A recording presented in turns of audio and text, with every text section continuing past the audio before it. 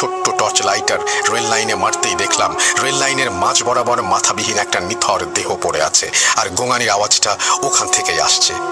এটা দেখার পর আমি প্রচন্ড ভয় পেয়ে দৌড়ে ওখান থেকে ৩০-৪০ গজ সামনে গিয়ে একটা কাঁটা রক্তাক্ত মাথা, দুচোখ বড় বড় করে দেখে আমার দিকেই তাকিয়ে আছে। আমি আরো ভয় পাই। প্রচন্ড ঠান্ডার মাঝেও আমার কপাল বেয়ে ঘাম ঝরছে। আমি দোয়াদুত পড়ার চেষ্টা করছি, অথচ ভয়ে কোনো কিছুই ঠিকভাবে করতে পারছি না। এবার একটু জোরে একটা দৌড় দিয়ে রেল লাইন পার হয়ে আমার বাসায় যাওয়ার কাঁচামাটির রাস্তাটিতে চলে আসলাম। সামনে গফুর গাড়িয়াল মামার বিশাল এক সুপারি বাগান।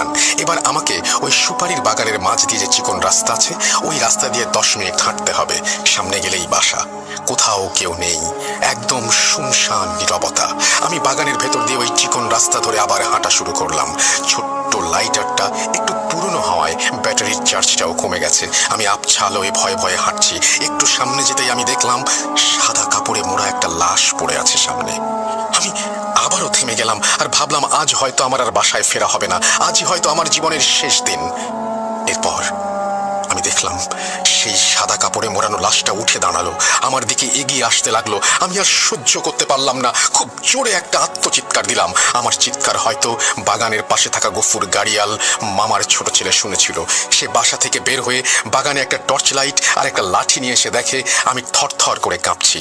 উনি আমাকে এত রাতে বাগানে দেখে বলল, কিরে সাগর, তুই এত রাতে এখানে কি করছিস? কেন, কি হয়েছে তোর?